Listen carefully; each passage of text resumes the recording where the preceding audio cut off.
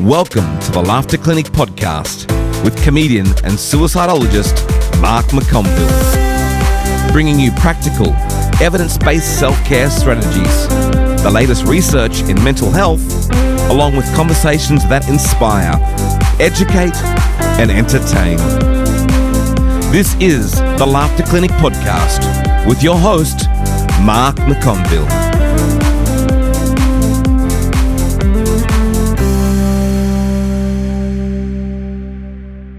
Welcome to my dear friend, fantastic comic, wonderful human being, Ellen Briggs. How you going? Oh, g'day, mate. Thank you for having me on here. I've listened to your podcast and I love it. I just yesterday listened to the one with Yvonne, and what a beautiful conversation between two people who I really admire and care about. And you're such both really bloody good men. I really loved it. It was very insightful, and listening to two men with big hearts talk, that should be like, that's middle-aged porn for women. Especially coming from a woman who lives with a man who never talks.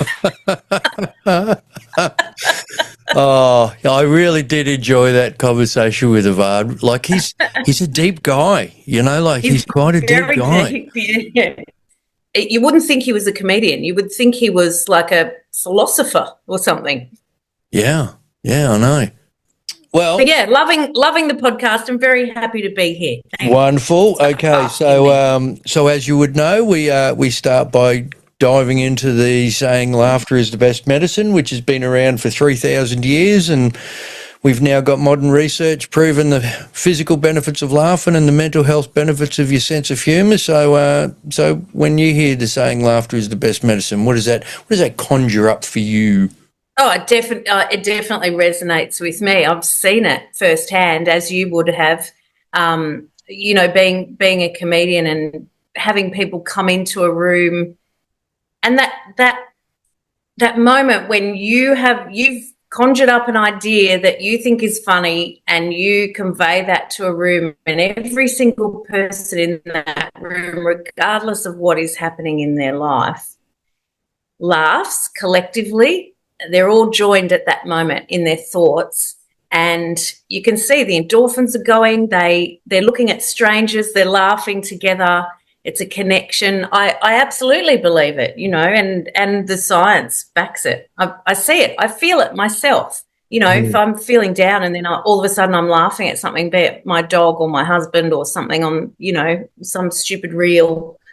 I saw a thing the other day about these kids pranking their auntie, and they gave her a boiled egg to eat, and it had just come out of the microwave, and it kind of blew up in her mouth. And she was American, and the thing she was saying, she was like, "You've Osama bin Laden me." It was the funniest thing, and I laughed for so long. I watched it like 3 or 4 times, and I felt great afterwards. Yeah, you know. So yes, it is the best medicine. Yeah, it's like when I had Mick Meredith on, our friend Mick, he was saying about how good it makes him feel being able to be that to be the person who's delivering that to these total strangers. Yeah. What a joy and a gift, huh? It is. We all know that feeling. And most people will know if they've told a funny story to their friends, or, you know, they've tripped over and made everybody laugh, or whatever. They've been away on a weekend with friends. Even at a dinner party, whatever. But they know everybody would have experienced at some point making other people laugh, and it's such a gift and such a joy to see people throwing their heads back and laughing. And it's one of those things that you know, because you MC gigs as well as headline them, and like when you've got 200 strangers in a room, they're not an audience yet, you know, and you get on stage and you bring them all together and have them collectively thinking as one. It's I just love it.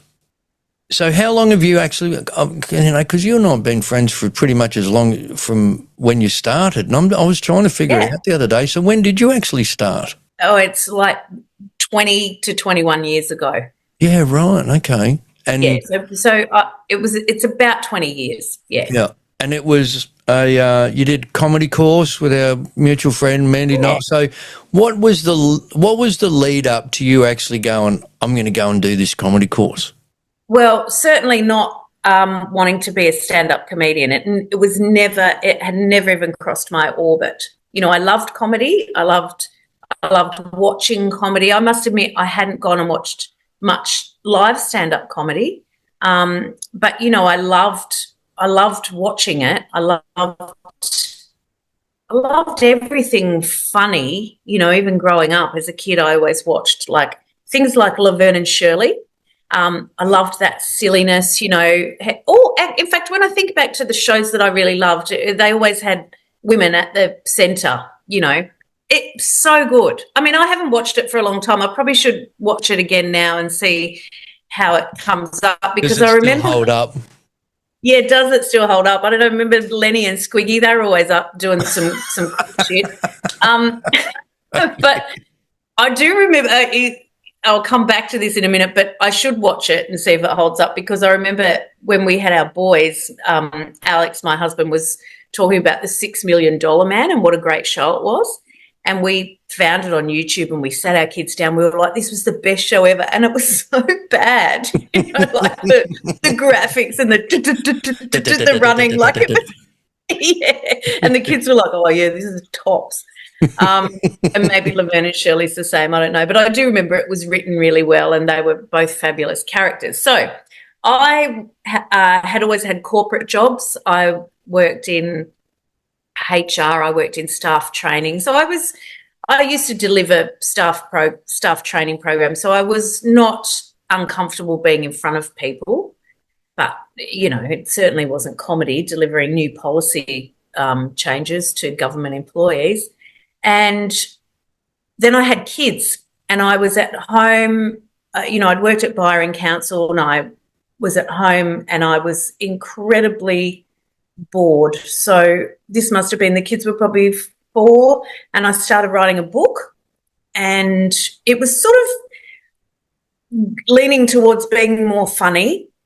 And our good friend and who became my colleague in a business partnership, Mandy Nolan, ran these adult education courses of stand-up comedy, and they're really like a rite of passage around where I live in the Byron Shire.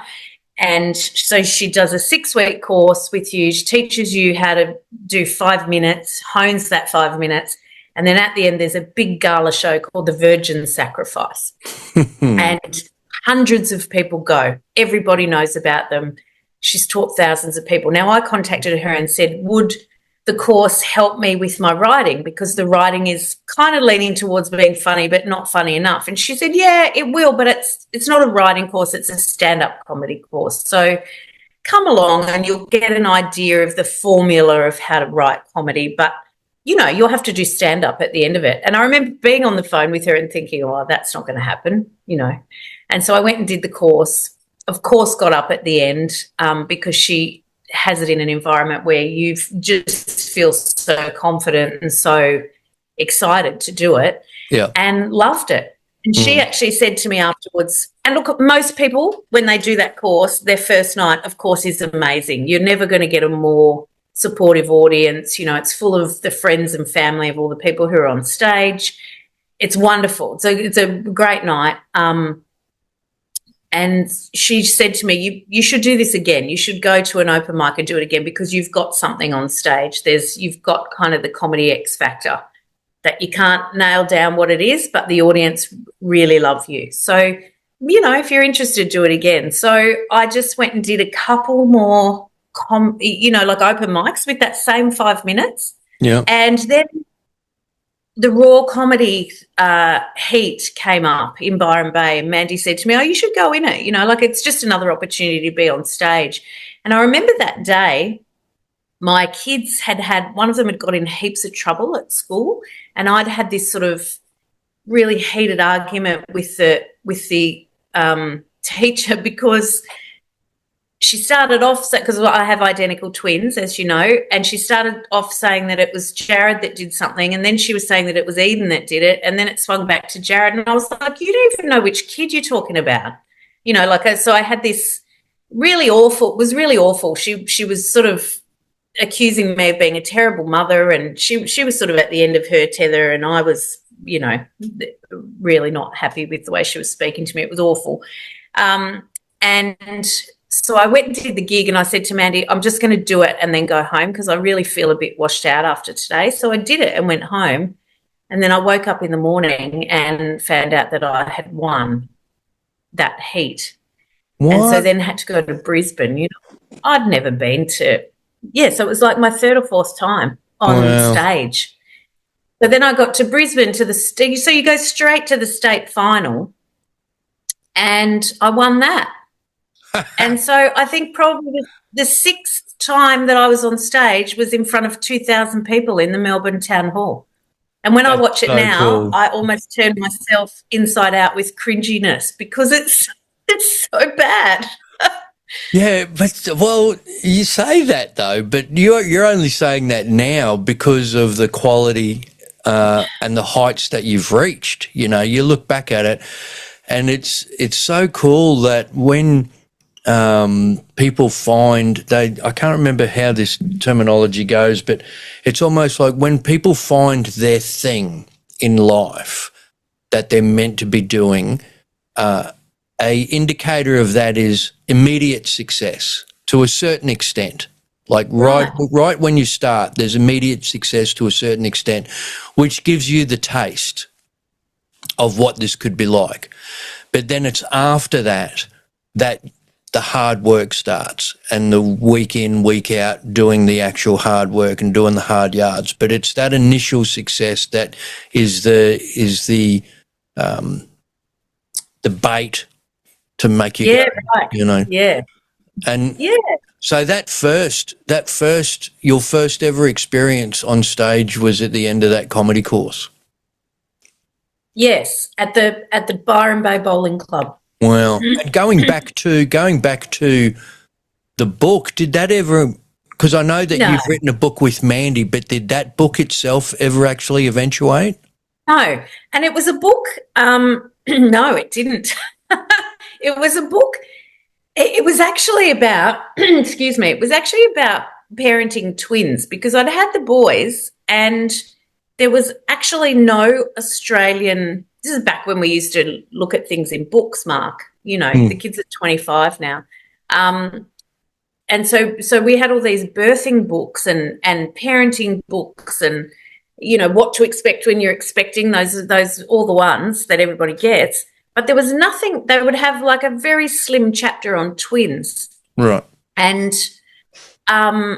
it's terrifying when you're going to have twins, like you're thinking, how am I going to do it? And being on my own predominantly with Alex's work at the time. So we had to order America had quite a couple, maybe 5 books or something. So we ordered some books from America at a huge expense. I remember back then they were like $80 per book to get them here to Australia. And they were just very American. And so I wanted to write a book like What to Expect When You're Expecting But for Twins. And then it just didn't happen. Could you imagine what that book would look like now, if you looked at rewrite, like getting back into writing that book now that you've actually raised these twins into being 2 very successful young men that they've turned, because your boys have turned out they're a credit to both you and Alex, your boys. Yeah, thank you. Yeah, we're very proud of them. They're really great young men. Yeah. Yeah. So I think, maybe that book's still there, Ellen Briggs. Oh, well, yeah, maybe. It might be a bit more sort of lax now than I was at that time, like honing in on all the little details. Now I'd just be like, yeah, let them cry. Feed them whatever you want. So when you were still doing the corporate work when you went and did the stand-up comedy course? No, I had taken maternity leave. Of course.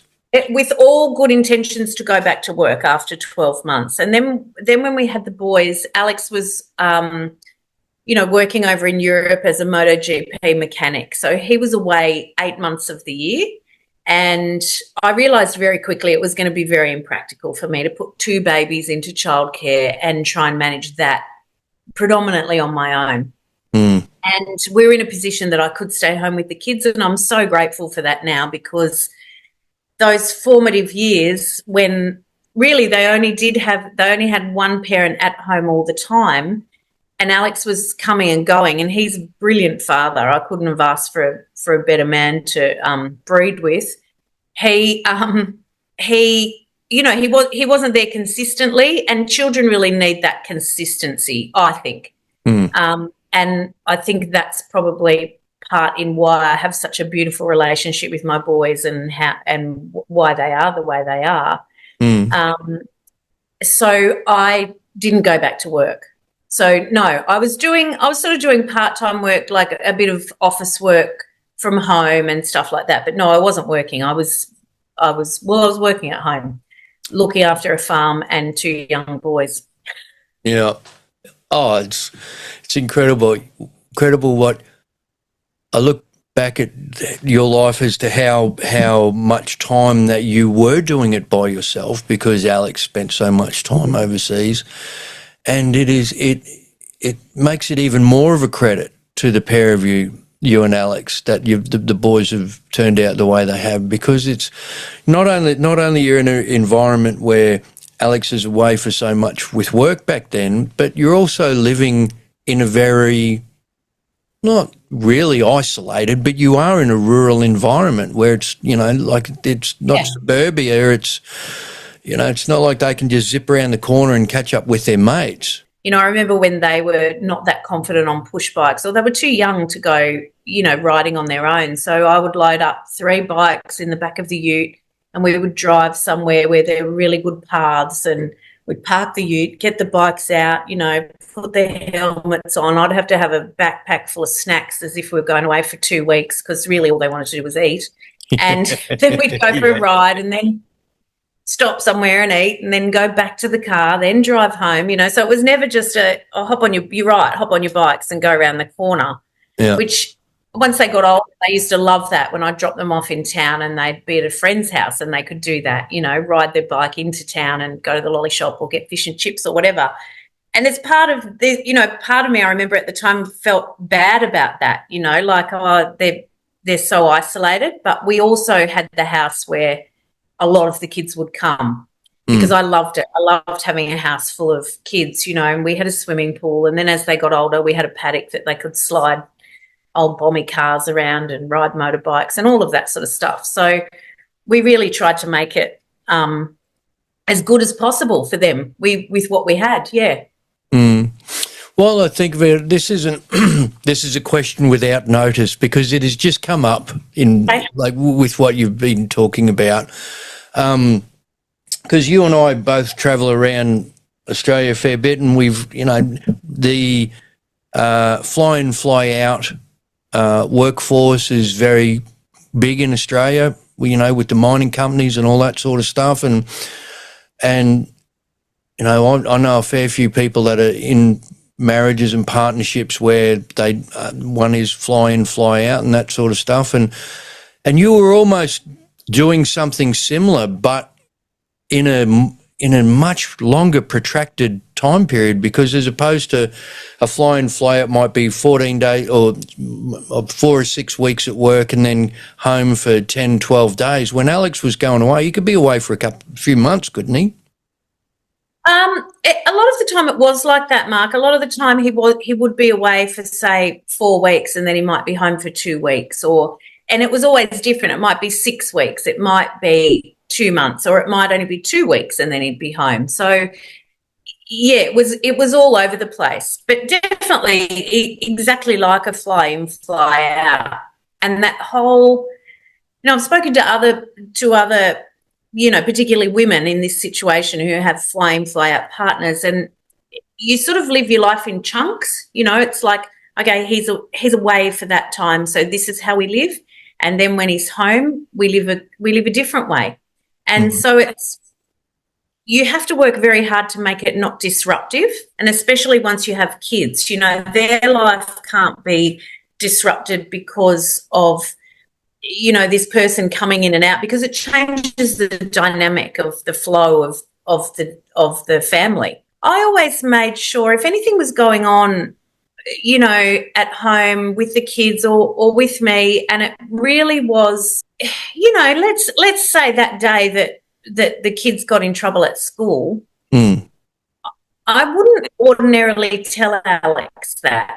You know what I mean? Because I realised that people used to say all the time to me, oh, it must be really hard when he's away, but it's actually harder for them, I think, to be honest. He was away. He's a really long way away. He was always in Europe and had quite a bit of guilt about that, and certainly not because I resented him for doing his job. I was incredibly proud of him. I loved it, and we got to travel the world because of his job. Yeah. But I never wanted him to feel stressed about things that were completely out of his control, because all that would do is build up this anxiety for him of being away and feeling helpless and then feeling even more disconnected from the family. So I really chose. Of course, there were times where I did tell him stuff, but I would never just vent to him like you would. Like if he got home from work that day and he'd been a mechanic down in town and he got home, of course I would have told him because he's here. Yeah. But because he's over there and it's a different time zone and he's tired, and, all of them would always worry about stuff, about their families. So I only let him worry about the stuff that he had to worry about, basically. Yeah. Plus, he's operating in a high-stress environment. Yeah. Yeah, you don't want him making high pressure, mistakes. high stakes, yeah. Yeah, you don't want him making mistakes and feeling like it's because you've been on the phone going, oh, these fucking kids, there was no point to it. And our kids, I always use the analogy of a team with our family. Like I would say to the boys, okay, we're part of a team. There's 4 of us in this team. Dad's away. He's working really hard and making money so we can live on this beautiful farm that we all love. Yeah. I'm here keeping you alive, and you have to help me keep you alive by doing these jobs and by not being dickheads, essentially. And as soon as someone drops the ball, then the team's going to lose, and it's not going to work out. And boys get that, Yeah. So it was really lovely, and then comedy became this kind of like a little hobby for me, like a little dirty secret, because I didn't tell anyone I was doing it. Well, that's a beautiful lead into my next question, because I was going to ask you that I find it interesting that you say that you didn't tell anybody that you're doing it, right? So, A, I want to know why did you keep that to yourself? And B, when you did decide to start telling people, like, what was the reaction from, like your friends and your family, your immediate family, like, Yeah, I didn't tell anyone because I thought I'd be shit. And so, and because I really never wanted to be a comedian, honestly. I absolutely did that course to help with my writing, and then just got the buzz out of being on stage. And I think it was this lovely little distraction from the everyday mundane life of being a stay-at-home mum. And I kind of embraced it, but no, I didn't tell people. I used to, when I was doing the course, I used to get a babysitter over to stay with the boys, because they would have only been 4 or 5 years old, and I used to tell the babysitter I was going to do piano lessons. Really? Like, of all things, piano lessons. I still can't play piano. And they, I don't know. I didn't want anybody to come to that class or come to that show in case it was terrible. And then when I was sort of feeling my way and just doing the little open mics, I guess everybody found out when I won the Raw heat, because of course they put it in the local paper here. So everyone was like, what are you doing? And that was their first knowledge of it, was reading about you in the paper. Yeah, That's most people. hilarious. I mean, there were a few close friends who That's knew what I was doing. fantastic. Yeah, and then of course they used to show the Raw comedy. I don't know if they still do. They used to show the Raw comedy final on television. Yeah. So everybody tuned in and watched that, which was really lovely. And I think most people were kind of like, a lot of people were like, oh yeah, you were always kind of funny. You were a big storyteller. As you can tell, I'm not very frugal with my words. I do love a chat. And You've got that likability on stage that, in the whole time that we've worked together, I've never had an instance where I've seen you not be able to connect with that audience. Wherever we've been, you've just got that. And I think that's that X factor that Mandy was talking about right at the start, because having that likability where the audience feels at ease with the person they've got on stage in front of them, that is a big X factor. yeah, thanks, Mark. Yeah, I that's the thing that lots of people say to me all the time, that they really feel like they can relate to me. And I think that's the thing. That's having a connection. That's, giving people something that they can go, oh yeah, she's just like me, or she's like my mum, or she's like my sister, or my wife, or my auntie, whatever, grandma these days. Yeah. Yeah. So, and I think I like watching comedy where I can relate to the people and where I like them. There's some incredible comedians around, and you and I would watch comedy very differently to other people. When we watch comedy, I really watch it now almost in a technical way. And, Right. all of my comedy is there's a little bit of truth in it. And, of course, I exaggerate it to a point where that's what I wish happened. That's what I wish I said. That's what I wish happened, Yeah. Yeah, yeah. It's interesting what you're saying about how we watch it, because I've been with some friends of mine and we've been watching like a comedy Netflix special or something, and they're non-comedians, right? And they're just laughing their heads off. And I'm there and I'm like, this is great.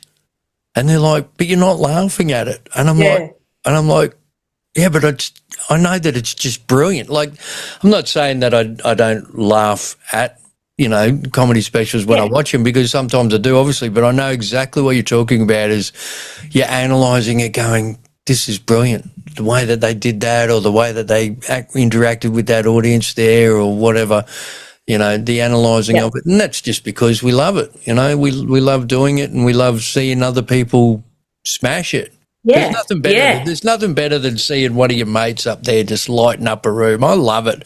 Oh, I love it too. And look, when I'm watching comedy in a live environment, I laugh a lot more. Yeah, of course. But yeah, love it. I hate watching people do badly. I know some comedians love it, but I hate it. The whole time when they're on stage and they're doing badly, or they're not prepared, or they're just fucking around on stage, the whole time in my mind I'm like, get off. Yeah. Ease the pain ease the pain for everybody. So when you went to do Melbourne, that right at the start where you went down for the gala and as part of the Raw Heat, the Raw comedy competition, was it then that you thought to yourself, I might be able to actually continue doing this and make a living out of this, or did something happen later on, like after that? Was there a moment? Was there a time where you thought this is something I should actually pursue as a career? No, there wasn't an actual defining moment where I thought this is something I could make a living out of. I think it just slowly transgressed into me doing longer spots. I was very lucky with where I lived with Mandy, because she was a fantastic mentor. And so I just came back and thought, I'll keep I'll keep on doing it. I didn't win Raw, obviously, but it gave me a bit of a boost. There was a moment where I think it probably could have really changed the course of my career. The people from the Melbourne International Comedy Festival invited me down to Melbourne after that, and they basically said to me, "Oh, it's a Christmas party for people in the industry, so agents, bookers, photographers, room runners, whatever. And we're just getting a few people, a few up and coming people to do a show, and it's going to be hosted by a professional. Will you come down and just do what you did in Raw?" And I'm like, "Yeah, sure." So I came down, and I remember I did the gig, and then afterwards we were all sort of just standing around, and a fairly well-known comedian at the time, she came up to me and she said, "Oh, Ellen, you were really great." And she goes, "How are you going to deal with this if you get it? Because you've got young kids at home." And I said, "If I get what? What are you talking about?" And it was actually an audition for like Comedy Zone or Comedy or like Roadshow or something. It was it was a big deal, I remember, whatever it was. But I didn't even know that it was an audition. Right. And I said to her, "Oh, well, if I get it, I'll deal with it." But there was certainly, when I look back to that, and when I look back to her asking me that, I realised that there weren't very many mums so much in comedy back then. So not many mums. Yeah, right. There weren't many. Fiona O'Loughlin was huge back then, but she was probably one of the only ones. Denise Scott, who were mums, who were touring, who were out there. Now, thankfully, we've made it an industry where women can continue working and also be mums, and people like hearing comedy about that. But I don't think there were really many. Mandy, obviously, she had a ton of kids, but she was living regionally as well. And I realised very quickly, I think about that a lot and think there was still a real stigma against mothers working in our industry back then. The fact that I was asked that, like, how are you going to deal with your kids? Well, I mean, that's my business, right? How I was going to deal with them, if whatever it was. So I just came back and, kept sort of doing open mics, kept sort of writing a bit more. And then I do remember, and this was probably the time, Mandy asked me to do my first support act. So that's a 20-minute spot. Yeah. And it was for Charlie Pickering. He was coming up to do a headline show. Great. And I was doing the support. And I think I was getting like $100. And I was like, oh my God, $100. And I remember after that I was like, $100, that's so was that good. Your first paid gig, that one? Yeah. I remember mine was, I got paid $50 to do 10 minutes and I thought, I've made it. I know. And because you go $50 for 10 minutes. This is such good. But what you don't realise is the hours, of weeks, heartache, and months and years leading up to being able to get paid for a gig. Yeah. So I guess from there I started doing lots more support act work.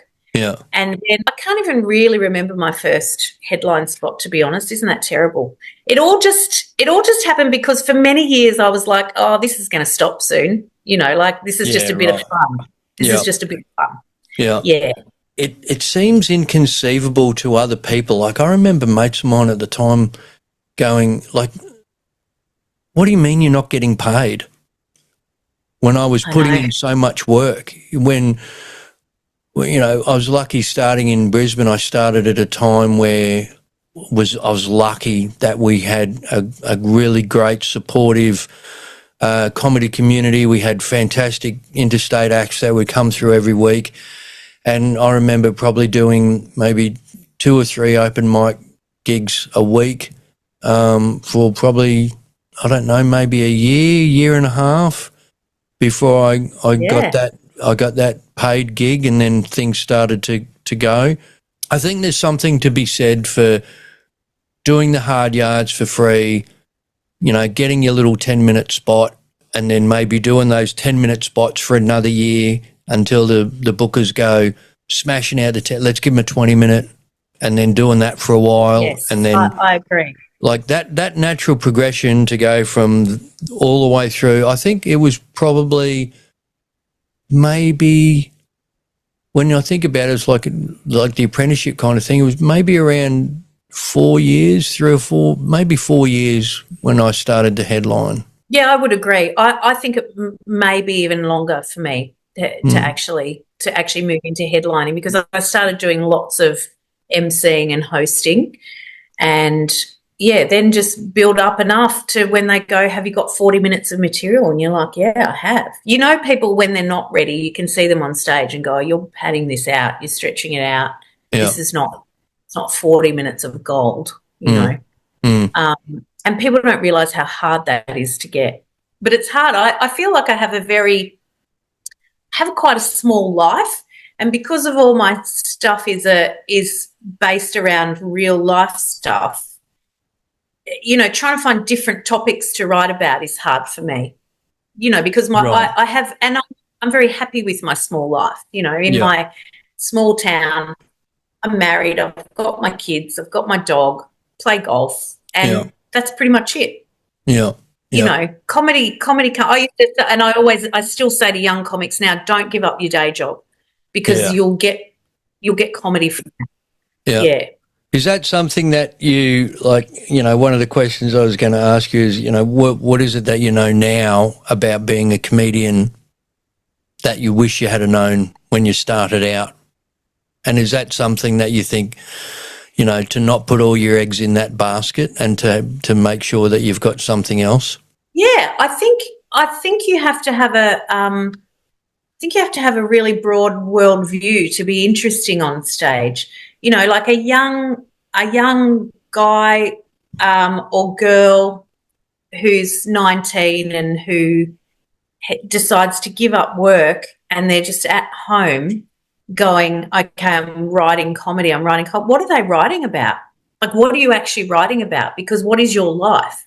You know, you're going to end up writing about things online, and there's only a small proportion of people who are going to relate to that. You know, you have to be able to, and that's one thing I credit myself with. I can go on stage and connect with 18-year-olds up to 80-year-olds because I kind of try and keep into what people are into, and having young people in my life is a good thing. But I would definitely say to people, don't give up your day job. One thing I wish I knew back then was, I don't think success is, you know, success in our industry isn't quantified by TV shows or whether you're with an agent or how many festival shows you have done. You and I have trod a very similar path, I think, in comedy, in that we haven't gone down that festival show, road,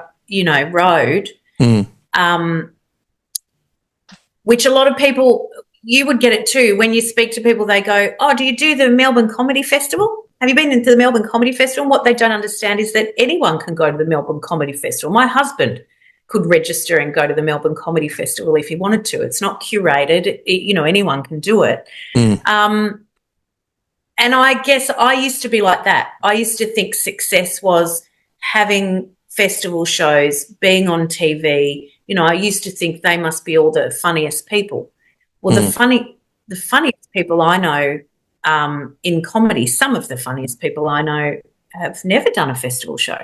So that's probably one thing. It's actually not about, you know, success can be measured in different ways depending on what your career is. I think that I'm very successful in that I have made a living out of this for probably 15 years now. I haven't had to go back to, other than during COVID, I haven't had to go back to kind of office type work, and you know, very, very happily carved out a career for myself in a different way.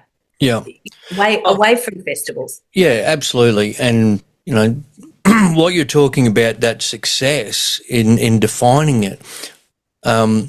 At the end of the day, I explain it to people like, we're small business owners, we're sole traders basically, and no matter what industry you are in, whether you're a mechanic or a builder or a painter or whatever it is that you do, to me, I always look at it when I talk about small business owners is, to me, success is when the work finds you. You're obviously doing something right when you don't have to hustle and be on the phone and trying to chase up gigs and doing all this sort of stuff. If you're at the point where people are ringing you, people are emailing you that that the work is coming to you, that to me is success. Like I have, excuse me, I pay for some Facebook advertising for my website and to promote the podcast. But other than that, I've been so fortunate that I haven't really had to physically chase work for, like you said, probably 15 years or so, And to me, that's success, especially in our industry, because it is so, the entertainment industry is so cutthroat in relation to, if you don't want to do the gig for that much money, mate, there's 100 people behind you that will, right? Yeah, that's right. And so to get to the point where people contact us and say, Ellen, I want you to come and do this show for me. I'm going to pay you this much money. That to me is success in our business. Yeah, absolutely. Hey, so is there something that surprised you about being a comedian that that you didn't take into account when you started out? Now that you've been doing it for as long as you have. Yeah, I guess I didn't take into account, and we touched on it of how hard it is to actually write really good comedy. But it's hard to come up with really great banging jokes. That surprised me. It surprised me how, and it still surprises me to this day, how almost unappreciated we are. We're often asked to do things for free, which is fine. I'm always doing charity things, but you often get asked, you're not valued as a comedian. You're almost like the lowest tier of the arts. And yet when you think about it, it's one of the, I rate it as one of the most difficult art forms, because... Yeah, would you agree that absolutely. People are always like, the comedian can do it for free. Absolutely. They're just in the corner talking. Yeah, that's right. And it's just like, well, you think about, like, for the average person, the thought of, we're going to put you on stage in front of 1,000 people, and your job is to make them laugh for an hour, to keep them entertained for an hour, and it's just you by yourself, you and your words. And that, when you think about it, that is a skill, it is an art form that is just like no other. And what you're saying about the material, what really amazes me, and this I've explained this to a lot of people over the years, is you come off stage doing one of those cruise ship gigs where you've done like 45 minutes or an hour, and you might have someone coming up to you going, "How do you remember all that? How do you actually remember all that?" And this is what my standard response to that is, remembering it is the easy part in actual fact, because it is, at the end of the day, it's a script that I have written, that you have written for you. It is things that we have done in our lives. It is an experience that we have encountered and lived through. The hard part is telling that story or saying that script for the 1,000th time in a way that I still think it's funny. Yes. That's the hard part. Yes. Because if I don't still think it's funny, you're not going to buy it. That's right. And making the audience think that it's the first time you've said it. That's right. That's the illusion. Yeah. So all of that kind of surprised me, the writing, how undervalued we really are, how people think it must be so easy in some ways. And the admin, Mark, the admin surprised me. You know, it's 95% of our job. Yeah.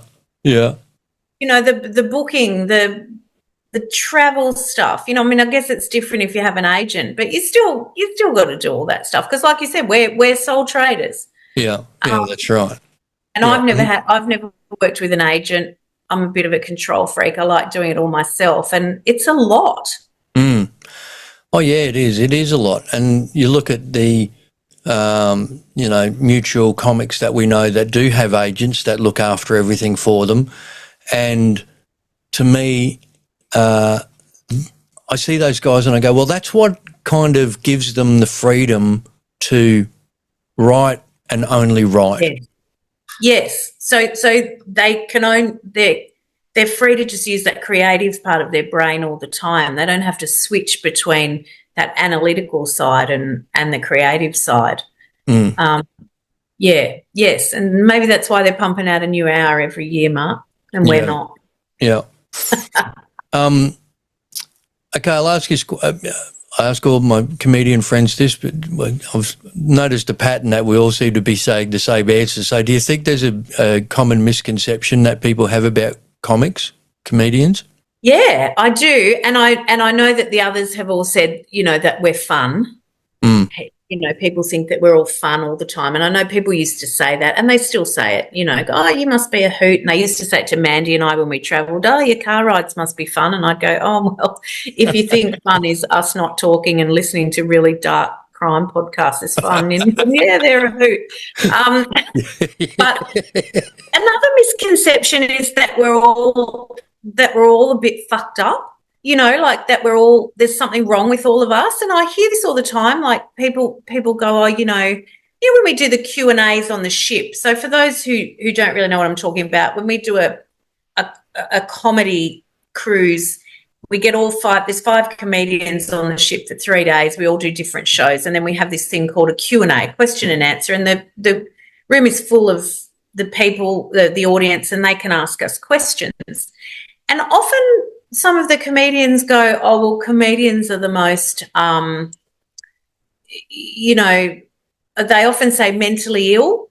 They go, oh, you know, we've all got mental health problems. We're all kind of hopeless, you know, all of this sort of stuff. And I'm like, oh, actually, that's not true. That's a misconception that we're all like that. Because I think we need to give us, especially, you know, self-produced comedians like you and I and most of the people that we work with, we have to be really switched on. We have to be really together in our lives. And I don't think so that misconception of, oh, you know, that they're all a bit hopeless and all kind of losers, I really don't like that, because I don't think you can do our job and be like that. Yeah, absolutely. And along the same veins that we do this because we're not capable of doing anything else.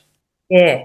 Right? Yeah. When you and I both know some comics that are, you know, tradies and accountants and lawyers and all other things that they've been able to achieve in their life, and it's just that they've ended up doing stand-up. Yeah, absolutely. Absolutely. Most of us have, and I think the best comedians have other skills and jobs, and that goes back to that when you start out, if you're young, don't stop doing what you're doing. Keep that up your sleeve, because it actually, all of those skills can transfer into comedy. So did you set yourself goals when you first started out? No, because I know when I first started out, I would. You're going to laugh at this, because I used to take Fideli, the guy that runs, you know, for those that don't know, the main comedy club in Brisbane, I used to take him out to lunch at the beginning of every year, and I'd say, by the end of this year, I want to be doing this, this, and this, you know. And that's great. And then he'd be like, oh, well, you know, you got to do blah, blah, blah. You know. Listen, Mark. I kind of I set those goals for myself. Did you do something similar where you wanted to go, oh, I wouldn't mind doing that? Not really, not in those early days, because honestly, like I said, for a long time, it was just a bit of a hobby. I was like, Right. oh, this will be fun for a while. And for many years I was like, oh, it'll dry up. Yeah. People are going to stop booking me. And sometimes I still think that. Like, I'm like, oh, this is not going to last forever. People are going to get sick of Ellen Briggs, It hasn't happened yet, thankfully, because I am still enjoying it. I do have a goal. I would like to do a festival show before I retire, and I would like to do that. I want that festival show to be about my mum and about some stuff, which it's perfect festival show stuff. You've heard some of the stuff that I do about my mum on stage. Yeah. And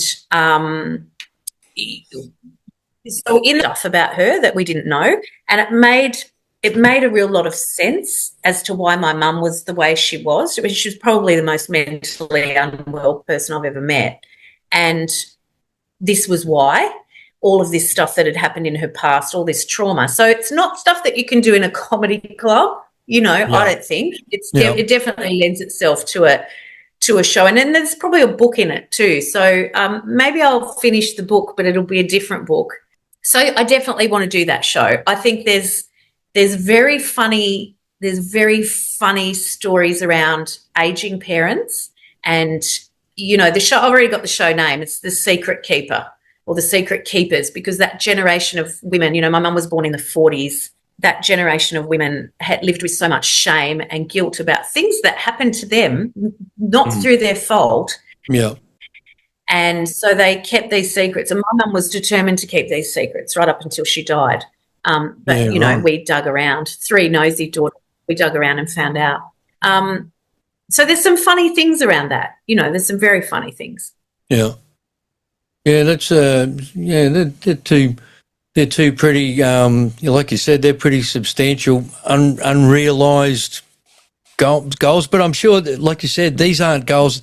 This isn't something that you would have had as a goal 10 years ago. This is obviously something only recent where you've thought to yourself, you know what, how long am I going to be doing this for?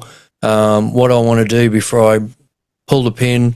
I think to myself that I really like doing it that much that I don't know if I can imagine a time where I don't do it. Like as you know, I'm really focused on the mental health and laughter clinic stuff and all that, which is probably, the vast majority of the work that I do now. But I still do stand up, just a little bit more selective with it. But it's hard to imagine not doing it once you've been doing it for so long and it's in you. You know what I mean?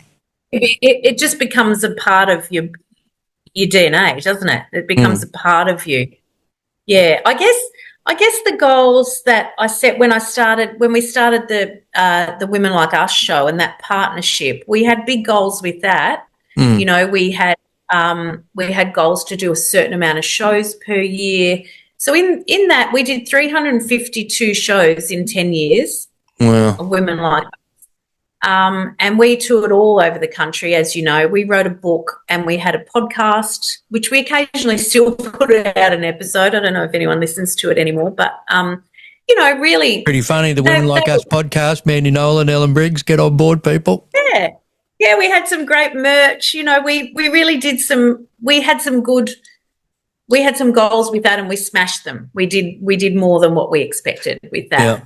Yeah. With that show. So that was very satisfying professionally. Yeah. Isn't that incredible? That would you ever have dreamed when you were Mandy's student in that very first comedy course that there must have been so many times over the years where you and Mandy were doing this two double headline feature show where it is just you two in beautiful theatres around the country? You must have just been pinching yourself.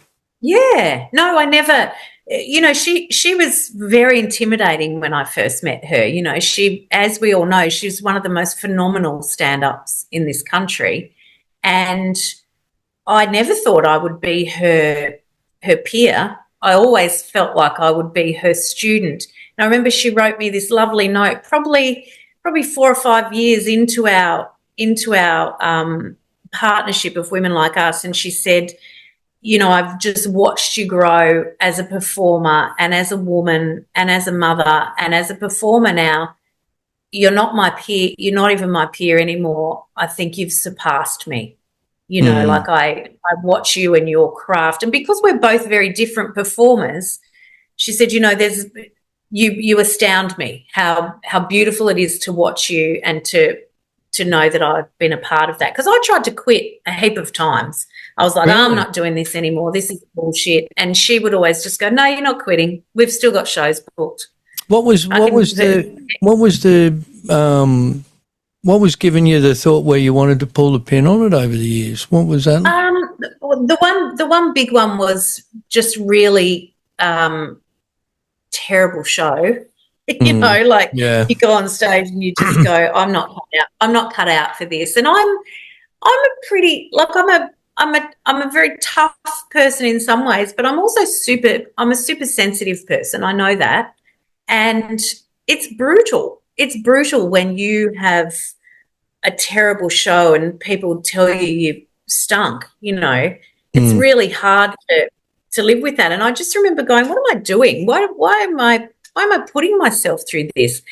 And in fact, that's the phrase. Why am I putting myself through this is the phrase. Yeah. Going back to your other question, one thing I didn't expect, it's probably the anxiety that comes with this job. Okay. You know, the huge spikes in adrenaline, you know, but we know them. Before you go on stage, you have this huge rush of adrenaline that feels like nerves and you feel like you need to run. I can't do this, you know, whatever. I don't really get that anymore, but I used to. I used to get this, what am I doing here? I should just leave now. This is terrible. I'm going to suck, you know, all this self-doubt, this horrible negative talk. And then you do the gig and it's great and you have a high, or it's bad and it's not, you know, like, so that was unexpected. These huge spikes in adrenaline and these huge spikes in confidence, and then these huge lows in confidence. Oh, the highs and the lows are indescribable. You know, yes. when you're on stage in front of 1,000 people and you've got them eating out of the palm of your hand, that is something that, you know, not everybody gets to experience that. And even I remember years ago chatting to I can't remember who was the comedian that told me this, but even when you've got, think about the time on stage where you're doing your gig in the theatre or whatever, and you've got that 1,000 people there and you've got them laughing and all that, but when you get 1,000 people silent, you could hear a pin drop in that room because they are so engaged that they are just all hanging off your every word, and you're there. And I can't remember who it was that coined this phrase, but they said that it's an alive silence. Yeah, where you know that this is powerful right now, because in the back of your mind you're going, they're about to erupt. You know, when the next thing they're probably my favourite times on stage. I have lots of those moments where, you know, my comedy takes the big right turns all the time, you know. And I think because I do come off as such a sweet, nice person, and then I have these, you know, killer sort of punchlines that prove that I'm not. and yeah, those silences, especially when you're talking about deeper things, especially when you're talking about like the stuff about my aging parents, or even, you know, now that both my parents are gone, as soon as you start talking about death, people become very quiet. They're not going to heckle you during those moments, but they're going, please put us out of this tension misery. Yeah. And that's and then you dump that punchline and it breaks the tension. So Exactly. when you were travelling around, like you said, you spent so much time on the road with Mandy doing your shows, and you guys travelled to so many different remote parts of Australia Yeah. over the journey, the 10-year period. Yeah. What does it mean to you going out to these little towns? Because I know what it means to me, but I know that you've been to a lot of places in this country where I haven't, and you must see the power of putting on a show for people in regional areas. Yeah. We partnershiped with an organisation called Healthwise, which provide rural health services. So nurses that, drive around to these places. They just don't have services out there, and they partnered with us because they knew that if there was an event, they could get people in. So they would get people in.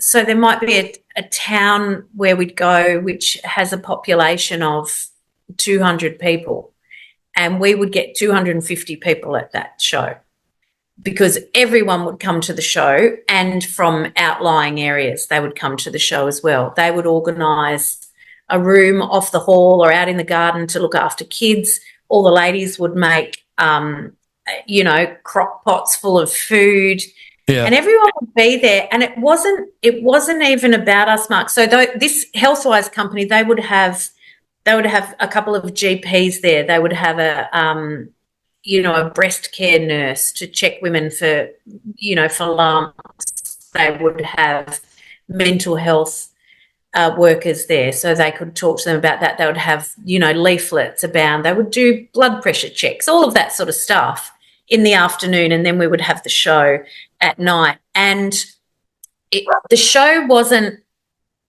they loved the show. We would always have such a great time out there, but it was actually, we were just the facilitators of bringing them together. And often in those places you would hear people say, this has been the most incredible night. That person there is my neighbour. They live, 40 kilometres away because we're talking about very remote areas. Yeah. And I haven't seen them for 8 months because we've been busy. They're often in drought in these places. We've been busy trying to keep our cattle alive. And so we haven't even had time to see our neighbours in 8 months, One place we went to, and this really stood out for me, we went to a place and there was a woman there who everybody told us, now she was a woman in a wheelchair, and everybody told us that it was 3 or 4 days before the show, she had been in the house on her own. She lived on a property and she'd been in the house on her own, and these 2 guys had been on this rampage. They'd been on ice and they'd stolen cars, burnt cars, stolen another one, bashed people on the way. They came to her property for some reason, I think probably to steal her car, and they basically gagged her, robbed her, roughed her up quite a bit, stole a whole heap of stuff, stole her car, but then they set fire to the perimeter of her property as they were leaving. They essentially tried to, and she was at our show 3 or 4 days later. And I was really astounded. And she was like, well, fuck, there's no better time to have a laugh now. I need it now more than ever. How's the power of that? Wow, that's...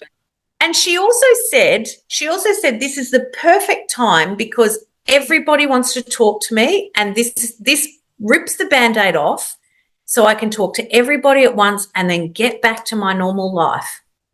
Yeah. Rather than having it, I haven't seen you since it happened, and this might be 2 months later and she has to go through it all. And so her way of dealing with that incredibly traumatic experience was, I'm going to talk about it now. I'm going to get it out of the way. We're going to go to this night. We're going to have a good laugh, and then life goes on. Let's get back into it.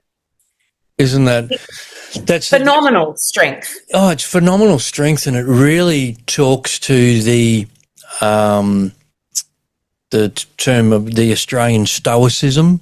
Yes. We often, when you hear about the Australian stoicism, it's often associated with male stoicism, but the female stoicism, of these women that are living remotely in these outback communities, and the strength that they have is just unimaginable. And for her to come, it's just like I'm sure that you've had numerous encounters over the years of people coming up to you after gigs in those little towns and talking about, what it's meant to them for you to be there. I'm sure that's just one of many stories. You would have had lots of them. Yeah, and another one that has stood out to me, which I have told you before, is about in a really drought-stricken area, and I met this lady, and, the same old, oh, this was wonderful to have my husband here laughing. We haven't laughed like this. And that's the thing, it would be very hard to find something to laugh about when you're trying to keep property. Now, this particular couple, it was that generational property, it had been in the generation for 3 or 4 generations, been in the family, sorry. He now had it. The drought was so bad, it was like 6 or 7 years into the drought, and he was at a real risk of losing the property, which that shame associated with that would be so heavy. Plus, coupled with that, he's got hundreds of thousands of dollars, if not more, worth of cattle that he has to try and keep alive so that there is actually something to sell. And he was going out every day, feeding and watering these cattle. And his wife told me that she heard him on the phone say, the thing is, if I do myself in, her and the kids will be better off because I've got a pretty good insurance policy. And she heard him say that. So every single day when he left that farmhouse, she was terrified because that had crossed his mind that his family would be better off without him financially. Isn't it? Yeah. And that was, so to bring those people together for a night where she could probably reach out and say to people, hey, I've heard him say this, it was there were so many of those stories, and those people, I love it. I would rather work out in the bush and out regionally than in a city 100 times a day. Yeah. Love it. Oh, yeah, and it is, having done gigs like that with yourself, it is one of the favorite. It is probably my favorite part about being a comedian is having that impact where you're not in an inner city club where everyone's just come out for a night out. You're actually out in a rural area and you're still doing your show, but you're actually making a difference in people's lives. It is my favourite part about doing it. It really is. Yeah, you are. You're absolutely making a difference, and that's not to say that you're not making a difference in a city because you don't know what everyone's been through. Oh, that's exactly right. Right. You never know who's going through what. Yeah, it's more than just going to a show. It's actually them connecting with their community again, and you're just the conduit for that. Yeah. Yeah, it is. It's bringing people together is such a cool thing, and having that connectedness and what better vehicle to bring people together than to have it be a comedy show. Yeah, and yeah, you're right, because in the inner city, it's a totally different type of benefit that when we do these shows in regional Australia, we're bringing people together. Like you said, this lady's seeing her neighbours that they haven't seen in 8 months because they've been dealing with all of that. But we're living in a time when I know now in Australia there's so many people that are really feeling the stress of cost of living pressures and all of this sort of stuff, and bringing them out into even if it is in an inner city comedy club, it's still pretty powerful. It really is. Yeah, absolutely, because they're still, even if they don't talk to anybody else in the room, they're still connecting with those people when they all collectively laugh together. Yeah. So talking about collectively laughing together, let's chat golf, shall we? Oh, yes, can we? So I find it so fascinating that you've recently taken up golf. Well, when I say recently, how long ago is it now that you've taken up golf? 2 years. Has it only been 2 years? No, I thought it'd be longer than that. I probably started thinking about it 3 years ago. Okay. But playing in competitions and stuff, 2 years. Yeah, like I got my handicap 2 years ago. Wow, and I could the Ellen Briggs of 10 years ago. What would it? Oh, man. Would you have ever have thought about being a handicapped golfer playing in competitions? Hated even the thought of it. Hated everything about it. Everything about it. I used to make a joke on stage about, because people used to say, "God, don't you hate it when your husband goes to golf all day?" And I'd go, "Oh, it's those last two words, all day. It's fabulous. He's gone all day." The reason I started is because of him, actually. He's obsessed with golf. He's much more obsessed than I am, certainly. And when he came home from that job that he was doing overseas, our kids, one had already moved out and one was pretty much 1 foot out the door. And I realised very quickly in a relationship, once those kids move out, it's very, very different. It's just you two left, and you're not the people you were before you had those kids. You're not the people you were when you met. You're not the people you were when your kids were even 10 years old. Yeah. Okay. And now our kids are early 20s. We're very different people to who we were back then.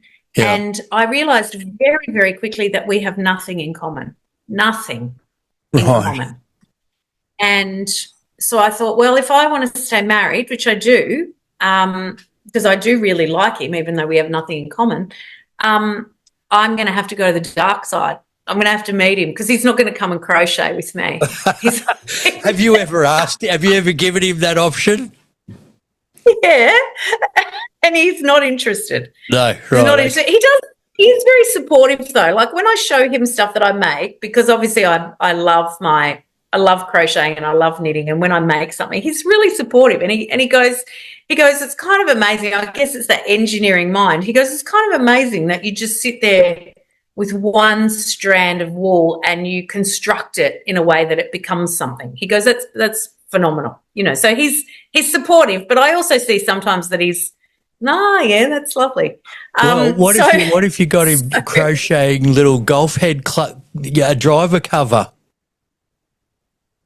I know he has asked me for those, actually. Has he really? Yeah. Yeah. And I haven't made them. They're not very practical, Mark. If they get wet, we're going to be in trouble. Yeah, well, that's true. That's true. So at the same time that I went, okay, I need to do that for him, to have a connection with him, my very good girlfriend Julianne, who was a phenomenal golfer as a young woman, then she took sort of 20 years off. She came back to golf as well. So she was really like, if you play golf with me, I couldn't be happier because I'm doing something that I really love and with a really good mate of mine. And so I had these two very encouraging people, Alex and Julianne. Couldn't have had a nicer kind of way to come into golf. These two good golfers who were happy to play with me when I'm not a good golfer, So, and it's become one of the big, I can't even believe it. It's become one of the big loves of my life. I play 3 times a week when I'm home.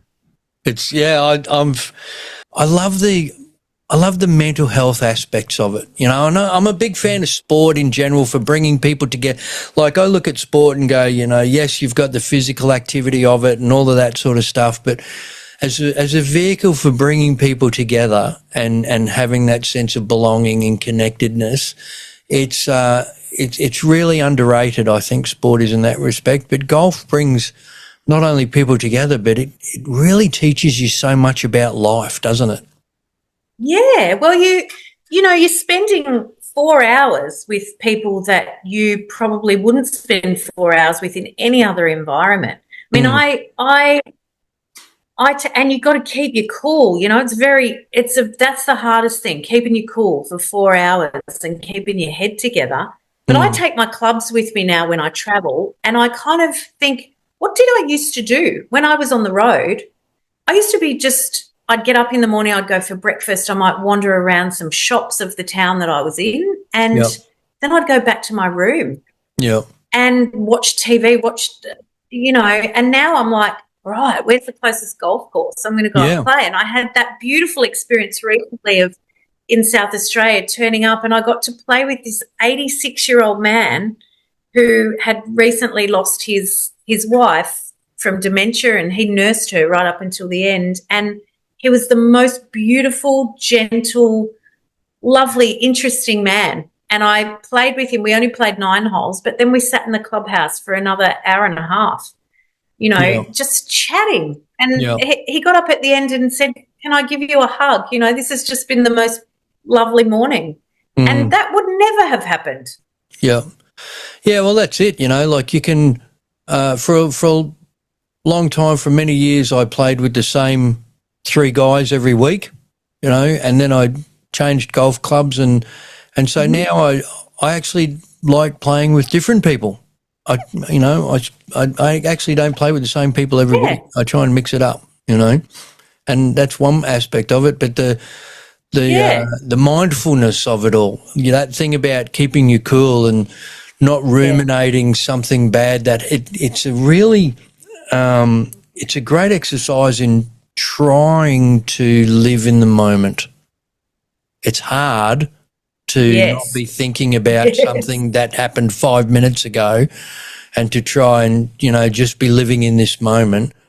But it's, and plus you're outdoors and you're enjoying nature. It's fantastic.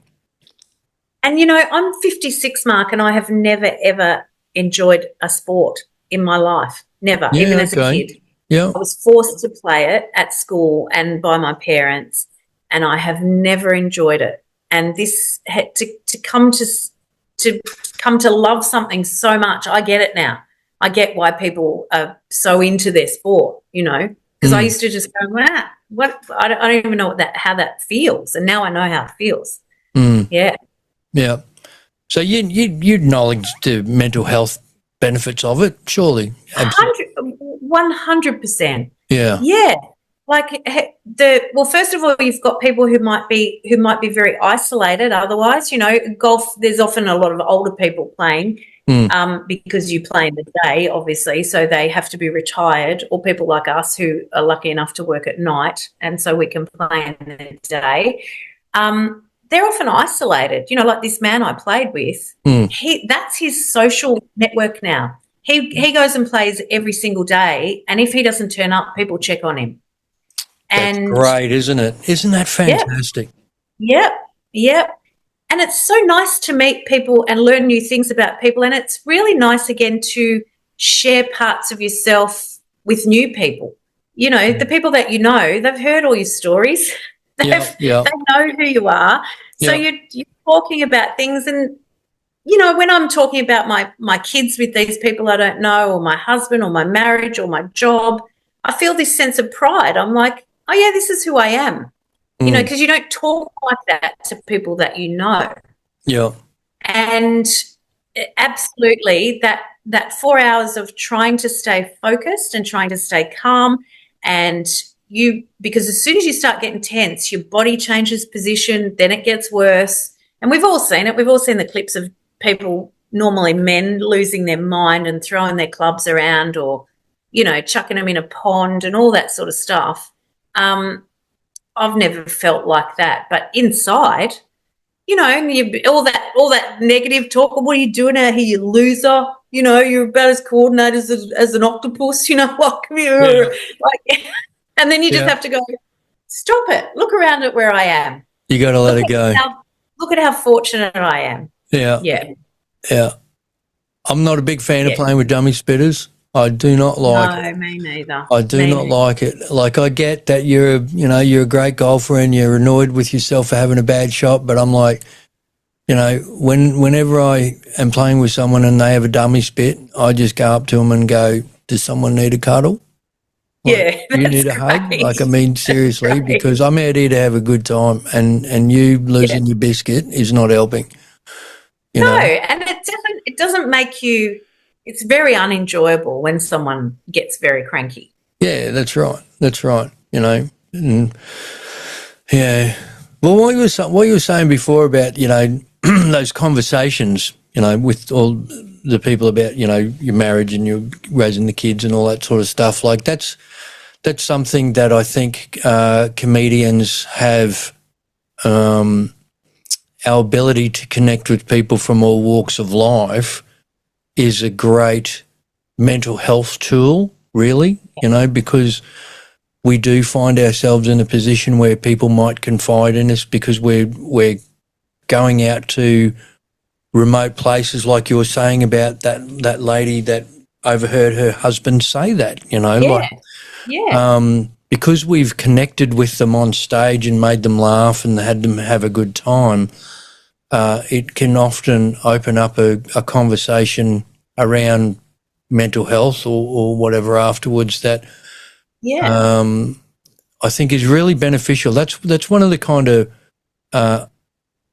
maybe not acknowledged mental health aspects of doing comedy, is the connection that you end up, not all the time, but you do end up having with people after shows.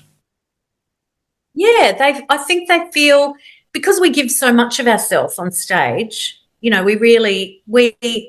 tell a whole room of strangers some pretty intimate and often things that might embarrass other people. We go, oh, embarrassing, that's comedy gold. Let's tell that on stage. Yeah, that's right. So we tell these stories about our lives and our partners and our kids and whatever, all our failings. I often say, comedy, we polish our flaws in FLAWS and we put them out there. We make them shiny and they become, the act. I think because we're so vulnerable and we're so open with ourselves, people feel like they can trust us. Yeah. And they definitely open up afterwards. Especially we used to find that when we were doing merch after Women Like Us, people would come up. Mandy she had a really powerful but very funny bit about domestic violence that she would do in our show. And people would come up and just start telling their stories of domestic violence to us because she had opened that door to have a conversation about it, very, very powerful. Skill. That's very, you're only tackling a subject like that with, decades worth of experience that, like that's a topic that is, you really got to be skillful in your approach to doing a bit about, because there's certain subjects that you just, there's a lot of subjects that I find, people say to me, oh, you should be able to talk about anything on stage, and I get that. Like there is that mindset that a great comedian will be able to broach something horrific and put it in a way that, and that's a perfect example with Mandy there with that domestic violence, because that is a subject that most people would think there's no way you're doing jokes about that. Yeah. And it was such a great bit. Yeah. So and I would see it over and over again that people would want to give her a hug. They were thanking her for talking about it in that way and putting it out there to a room full of people. So yes, definitely. I think we are much more likely to have people come up and talk to us about things because we've shown our vulnerabilities. We've opened up to them and they feel like they can do the same with us. I find incredibly beautiful about your journey is the fact that you started with this comedy course with Mandy and then have had this amazing career which is still yet to play out for many years to come. And now you've been in a position where you've been teaching stand-up, like I know that we do the comedy workshops on the cruise, but you've actually held a comedy workshop. And so I've got a few questions. One is, what has it been like for you going full circle and now finding yourself teaching this? The second one is it surprised you that so many people are interested in doing this, and is it something that you think anyone can do, being a comedian? The second question there, does it surprise me that so many are interested? No, it doesn't, because I think there's a fascination in anybody who has ever seen stand-up comedy. There's a fascination. They either say to themselves, I could never do that. That's so hard. People would say it to you all the time, Mark, oh, you got the hardest job in the world. And I'm like, I don't know, going down in a coal mine, I reckon, would be pretty hard. Being a nurse. Being a nurse, I reckon, is one of the hardest jobs in the world. Yeah. Any kind of medical, anything like that. We know. Police officer, teacher, there's tons of jobs out there. Yeah. So we know that, but I think that stems from what they feel about it. So they go, I could never do that. It terrifies people standing up on stage. You are so vulnerable. You're so on your own. You've got no backup. It's you and a light and a microphone, and that's it. And so I think there is a fascination about it. So I'm not surprised there's so much interest, and I think comedy has had a huge resurgence the world over, with social media. We're exposed to comedians from all over the world, all the time in reels, and I think, so that's wonderful. People are appreciating lots of forms of different comedy. How does it feel for me being a teacher? It was honestly one of the most emotional experiences. My first course, I had these 8 people, and one in particular came in so closed off, the body language, the folded arms, very quiet. I really didn't think he'd last the distance. I thought he would drop off and not come back. And even on the night, so it was the same format as I spoke before. We'd do a 6-week course, and actually it was a 4-week course, and then we do the show. And on the night of the show, he was so nervous, and I saw him heading towards the door of the venue. And I said, oh, hey, where are you going? And he goes, I'm just going out to my car for 5 minutes. And I went, listen, don't go. You've got this far. You've done the hard work. We've rehearsed. You've got your script. It's going to be really funny. This is a beautiful environment to do it. Tick it off your bucket list. If you leave now, if you get in your car and leave now, you're always going to go, what a shame I didn't do it. Yeah, because you knew that if he got to the car, he's leaving. He's gone. Yeah. Yeah. So I went, I promise you, I know, and this is what I said to all of them, I promise you that you are going to get up there and be funny, because we've done the work. I sat with them. I had one-on-ones with them where we scripted their jokes. We wrote their jokes out, all from their ideas. And then we had a rehearsal night where I brought in a microphone and a speaker and put them under a light, so they knew what that felt like. And then they got up, and it was I felt so proud. I felt like they were my kids, And then the messages I got from them afterwards, just saying how safe they felt with me, how loved and encouraged they felt during that time. I haven't heard from any of them since. But, I felt like there was this really beautiful connection that they really had to trust me. And there were various reasons they were doing it. Some of them might have an interest in doing comedy down the track, but a lot of them, it's just a bucket list thing. A lot of them have some funny ideas. They want to give it a crack. That a couple of them want to get better at doing stand-up, doing public speaking, and just learning how to throw in funny bits if they're doing, public speaking already. Yeah. Really satisfying. I really loved it. I loved it. It's a fantastic exercise. When we talk about life skills, different life skills, creative thinking and critical thinking and all, being self-aware and aware of your emotions and all this sort of stuff. As a life skill, the ability to be able to speak publicly to start with, make people laugh and connect and have that connection. It is a skill, whether or not you want to be a comedian or not, just as a life skill, it is an incredibly powerful thing, I reckon.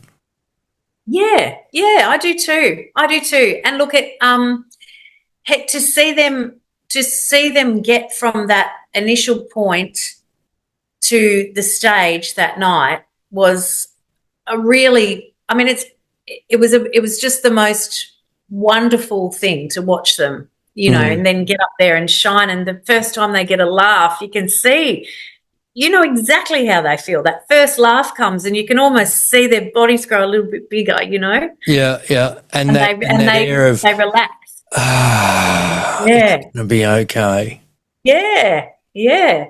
It was really great. Yeah. And, I sort of sat side of stage a little bit to the front, and I was like, I just had on my phone a list of their key topics, so we would call them the bits, so I might have driving, I might have, chemist, trees, whatever. So if any, because they were all worried about forgetting their stuff, and I'm like, I promise you won't, but if you do, I'm going to be sitting there and I've got your keywords up there and I'll just say the word and then you go straight into it. So not one of them needed me to do that. Yeah. But, just giving them those supports and those tools to get up there on stage, it was really amazing. I loved it. How rewarding. How incredibly rewarding. It really was. Yeah, I loved it. That's fill your cup. That's good for your mental health. Oh. Aside from doing the gigs, what a beautiful thing to fill your cup. Yeah. And also I was, after Mandy doing that, because Mandy handed that over to me after 20 years and thousands of people she has taught. And, people like myself, people like Hannah Gadsby, like she's taught us and we've gone on to have these incredible careers. And so I couldn't fill her shoes. But I also wanted to not, have it be a complete flop. So there was a lot of pressure on me as well. And the fact that I did it and it was a huge success, it was really rewarding for me. And it's going to be one of the highlights, What you've given to those people will be something that they will reap the benefits of that for the rest of their lives. Yeah, I Having hope done so. it. And I really wanted them to just feel that sense of achievement. I think if you can get past the fear of public speaking, if that's something, then you're going to feel like you can conquer a whole lot of other things, right? Oh, yeah, absolutely. Absolutely. Yeah. So talking about conquering other things, so if people want to follow Ellen Briggs in what you're conquering next, is Instagram, your website, where's the best, I'm going to put in links in the show notes for both of those, but are they the best places to find out what you're conquering next? Yeah, Instagram and Facebook. I'm a bit slack with keeping the website up to date, but Instagram and Facebook. Ellen Briggs. Nice one. And so just before we lead into finishing up with the Feel Good 5 questions, obviously we talk about where comedy meets mental health here on the Laughter Clinic. So how has mental health been something that has affected your life in some way, or someone that where you've thought to yourself, I really need to be more aware of what's happening with the mental health of those around me? Several times. Myself personally, touch wood, I have had very good mental health for most of my life. In the last probably 5 years, I have developed some anxiety, which I think unfortunately is part of menopause. Mm-hmm. And I've had to learn different ways, because I was never an anxious person. I never had any of those feelings, and having that kind of nighttime anxiety, waking up, was very new to me and was frightening. And so I've sort of had to manage that. I mentioned earlier my mother was incredibly mentally unwell. She suffered more trauma in her life than you would believe. It's like you could have an 8-part TV series on her with the things that happened to her over and over. And obviously undiagnosed. But when I look back at her now, and I'm certainly not a psychologist or a doctor or anything, but she definitely had crippling depression and anxiety, and quite possibly some form of personality disorder. You know, a very unwell person. And yeah, I have lots of friends who have mental health issues, and I'm just always really mindful and always asking them in their down times, and asking them, obviously, what can I do, and just making myself very available to sit with them in their dark times as well as their good times. You know, I think that's for people like me who I'm very lucky that so far I've had very good mental health. I think it's very important that we are able to be there for our friends and our family when things aren't all great. You know, sometimes scary and it's confronting, but you know, they're our people. We've got to be there for them through all of it, and just I just ask the questions. What do you want me to do? You know, let me know what I can do, and I just make sure I'm available for them. Yeah, which I hope is the right thing. And circling back to, you know, when you went for that extended period in your life where you were fundamentally living like a fly in, fly out sort of existence, with Alex travelling as much as what he did, and you were bringing up the boys. Do you have any advice for people that might be kind of going through that sort of stuff to think that might help them deal with that, you know, partner that is in and out of their life, that comes and goes? Yeah, look, for me, the absolute saviour was my community around me, and it never became more evident as to how much that meant to me is when we went and lived overseas for 12 months, because we would see Alex more when we lived over there. So we lived in Belgium, but then he would go off to a race for 5 days to, say, Germany or Italy or France or wherever, and I was in Belgium on my own with these two-year-olds. The boys turned 3 while we were there, so little, not exactly great conversationalists. And I became incredibly lonely while I was there.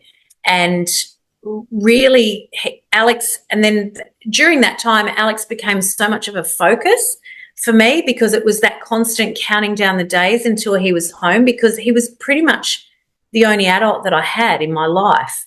Whereas, and so we only did that for 1 year, because whilst it was better for him, he saw us more and we saw him more, obviously.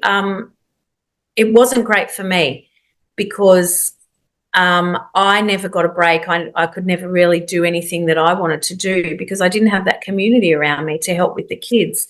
So I would say to anybody, you have to have a strong community. I had 3 or 4 young teenage girls who always loved babysitting our kids. One of them ended up becoming, she called herself our adopted daughter. She ended up sort of almost living with us for a while, and you know, that having those girls set up so that if I wanted to go and do something, I had that freedom to do it.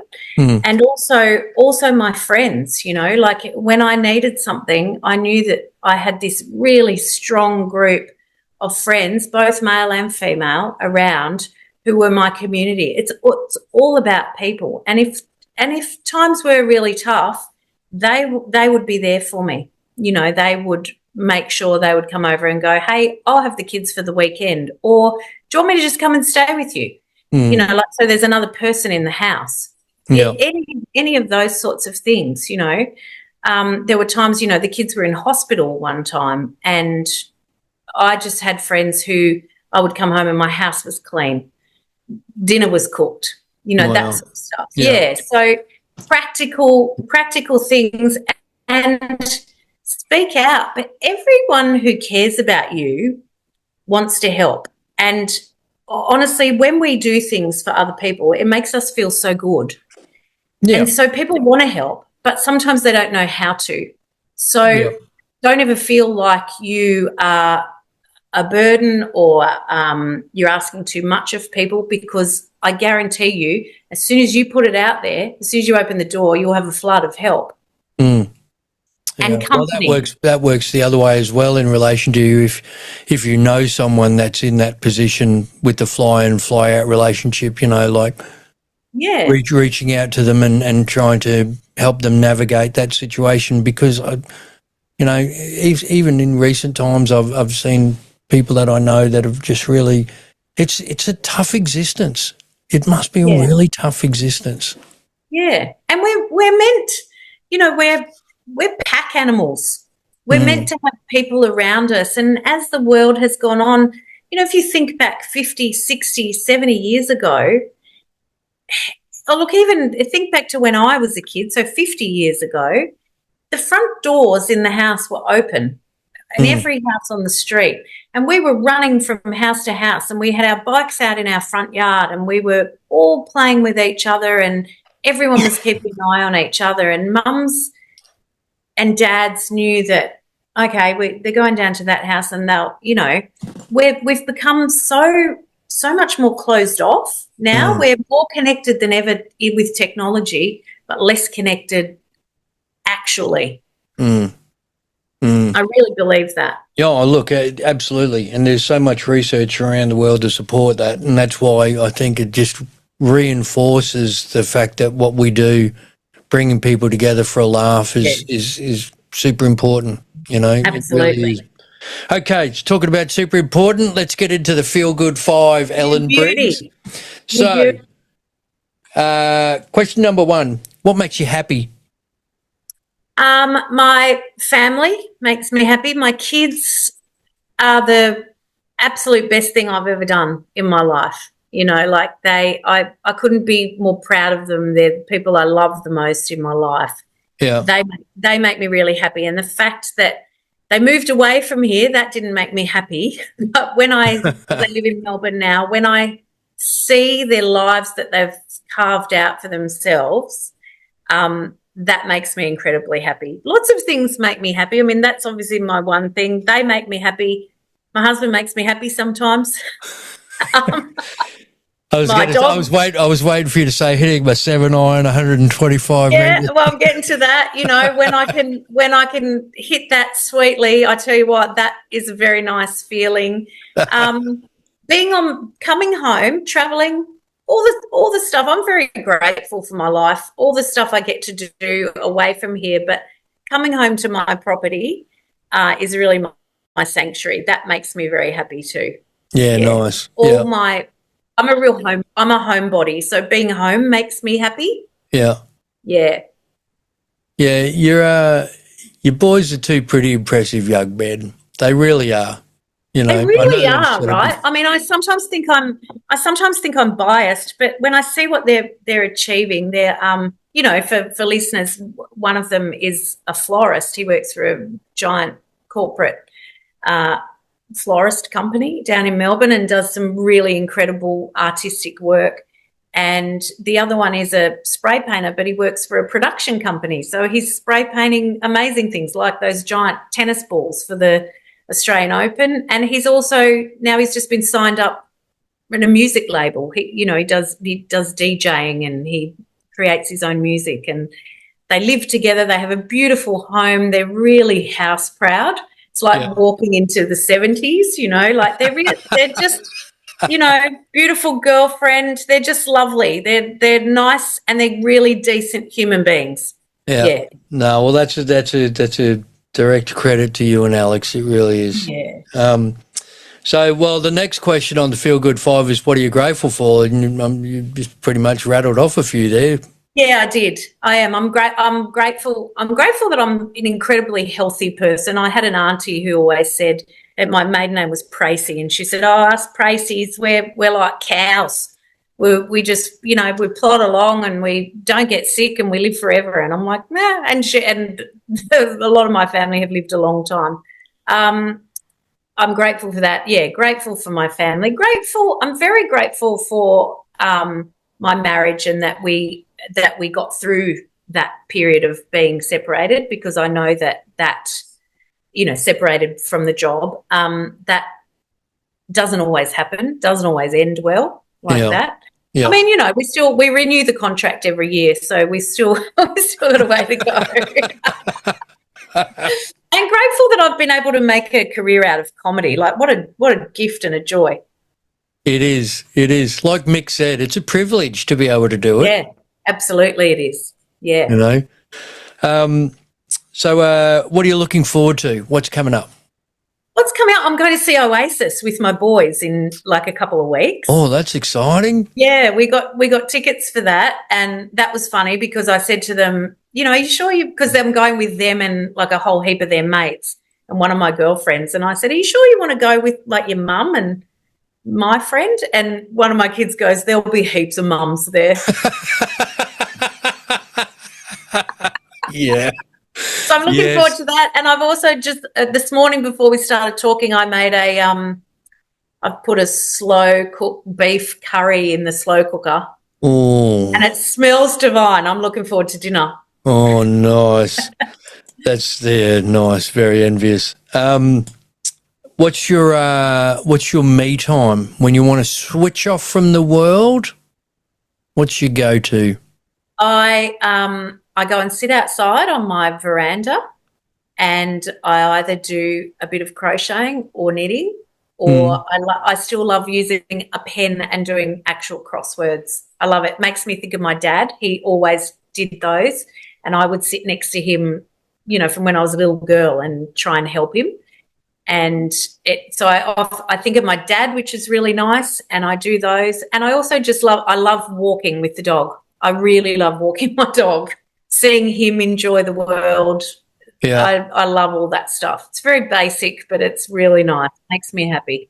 Yeah, well, it's goes to the heart of who you are, because it's connection. Everything that even though you're doing a crossword that's like a solo exercise, you've got that connection with your father. Like that's association. Yeah.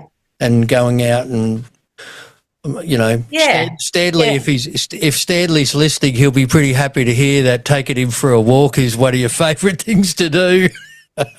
And the last one is, what's made you laugh recently? Anything happen that you've found funny recently? Well, that lady with the boiled egg thing, I'll send that to you. That really made me laugh a lot. Funny. And yesterday, I locked Alex out the back and told him I locked him outside and was talking to him through the screen door, and I thought it was really funny. He didn't think it was as funny as me, but it was pretty funny. Because he was really dirty. He'd been on the tractor, and I was like, you're not coming inside. And so I gave him a drink through the door and then locked the door, and he was like, have you actually locked me out? And I was like, yeah. And I thought it was really funny. That made me laugh. The pool's right there. Jump in the pool. Yeah, exactly. Brilliant. Well, Ellen Briggs, I'm so grateful that we got a chance to have this chat today, and I'm sure we'll have you on again later on down the track. But it's always a treat hanging out with you. I'm so grateful for our friendship and the times that we've got to spend together over the years. And, I'm such an admirer of you as a person and you as a comedian, and I'm just a big fan, and I love you heaps. Oh, back at you, mate. And I love all of this that you're doing, as you know, and I can't wait to join you in more. There's big things for us with the Laughter Clinic in going out and collaborating and doing stuff. And I think you're amazing, Mark McConville. I love you to bits. Thanks for having me. It's very kind of you. And like I said, bringing you into yourself and our friend Linda into the Laughter Clinic and seeing the impact that you have and the way that you're able to connect with these little communities out there. It's honestly, it's something special. It really is. I'm so grateful for your involvement. So here's to being onwards and upwards and helping people where we can. That's it. Let's do it. See you, mate. Righto. Love you. Love you too. Bye. Thank you for listening. The information contained in this podcast is for educational and entertainment purposes. It is not intended, nor should it ever replace, advice received from a physician or mental health professional. Want more info? Visit thelaughterclinic.com.au. If you enjoyed the episode, please share and subscribe. Thanks again for listening to the Laughter Clinic podcast with your host, Mark McConville.